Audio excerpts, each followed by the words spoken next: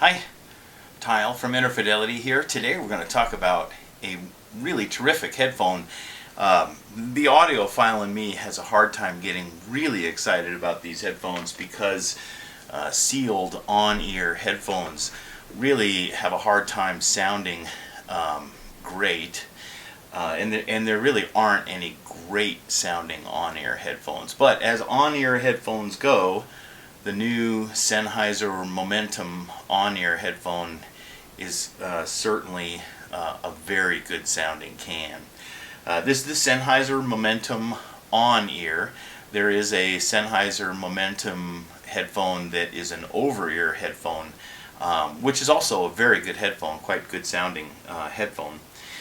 This is their newest Momentum, the Momentum on-ear. This is a $229 headphone. It is available, this is the blue version. It's available in 6 colors: brown, ivory, gloss black, green, pink, and blue. These are, in terms of build quality, these are a very, very nicely built pair of headphones. This is a stainless steel band through here, covered with color coordinated Alcantara, which is a artificial or synthetic suede, used a lot in automotive seat coverings. So it's a very nice material. It's very, very comfortable on the ears. The ear pads is a 2-layer memory foam, and they're very, very plush and very soft on the outer ear, which is nice because on-ear headphones rest on the outer ear. The headphones swivel back and forth and up and down, slide on these sliders right here, and they're very comfortable to wear, actually, for an on-ear headphone. The padding on the headband pad is pretty Spartan, but they're so light that they really don't need a lot of padding. Also, because this is a solid piece of stainless steel, you can form it to some extent. For example, if you have a little point on the top of your head, which most people have, it's a little bit pointy. You can bend it a little bit so that it more closely conforms to the top of your head and distributes the weight around evenly. You can also bend the sides here a little bit. You want to have the vertical portion vertical when it's on the side of your head like this, so that you have the full range of motion on the ear pads.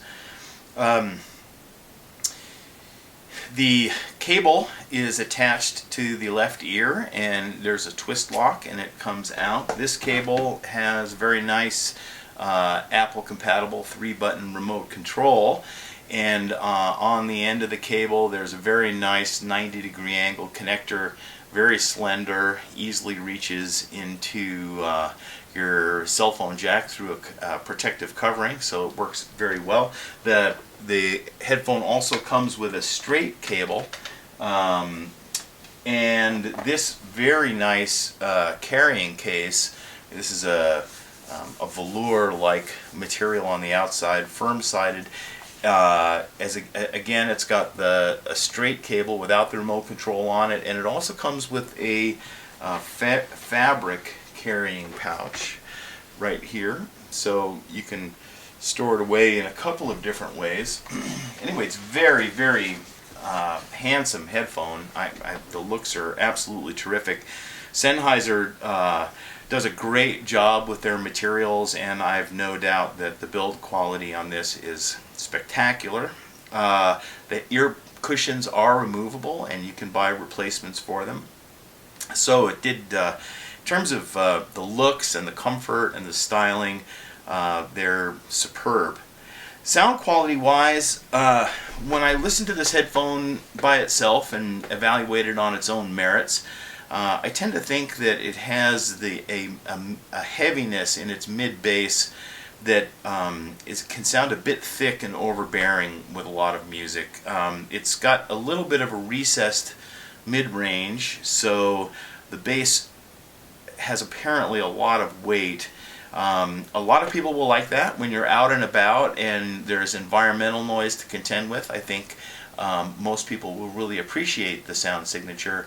But it is a little V-shaped, meaning accentuated bass and mid-treble.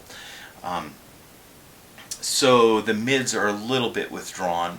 Nonetheless, they sound quite good and quite refined sounding for an on-ear sealed headphone. Many headphones of this type can sound very congested and uneven, and I think the Sennheiser did a pretty good job in making this a nicely balanced on-ear headphone. Because it's a little hard to evaluate the sound quality from an on-ear sealed headphone in absolute terms, because they always fall somewhat short, I did spend a lot of time listening to some of the other very good headphones in this class.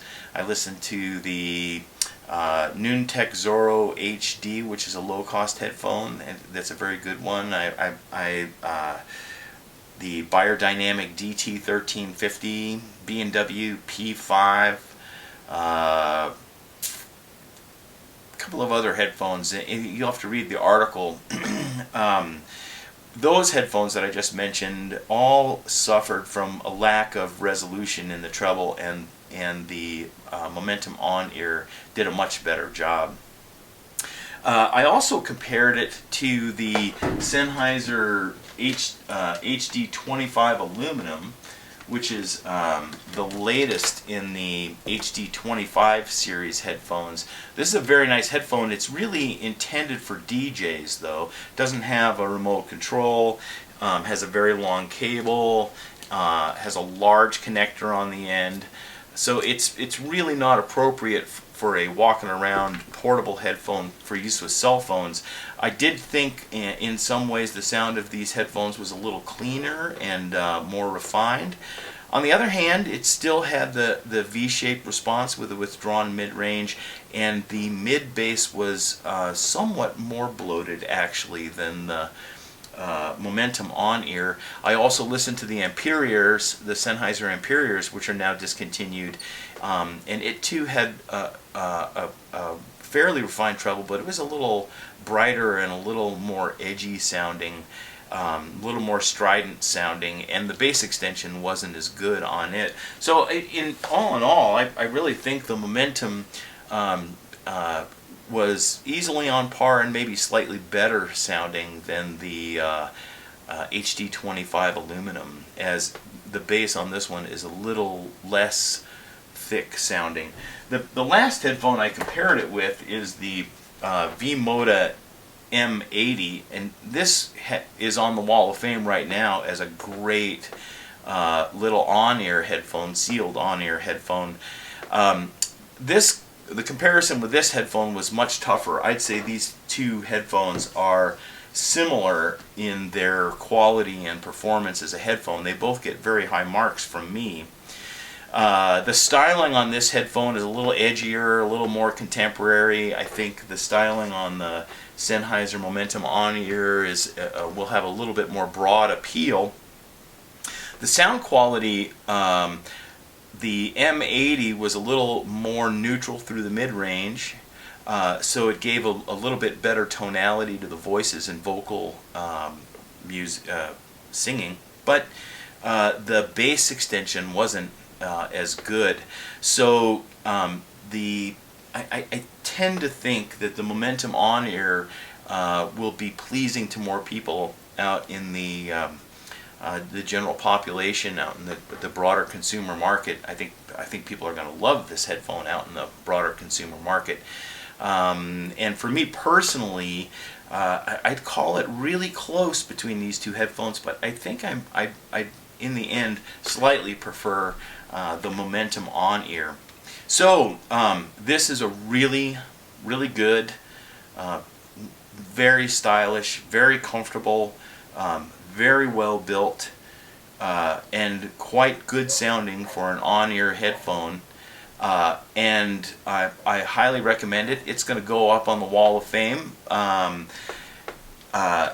because it's just slightly better than the M80 in my view. On the other hand, the M80 is also being heavily discounted, and there's some rumors around that it's going to be discontinued soon. So it seems like it's about time to be replaced anyway. I'll keep them both up for the moment. Hope you get a chance to hear the Momentum on-ear sometime soon. Highly recommended. Great color scheme, so you get some nice choices there, and I think you'll really enjoy them. Alright, that's it for now, and we'll see you next time.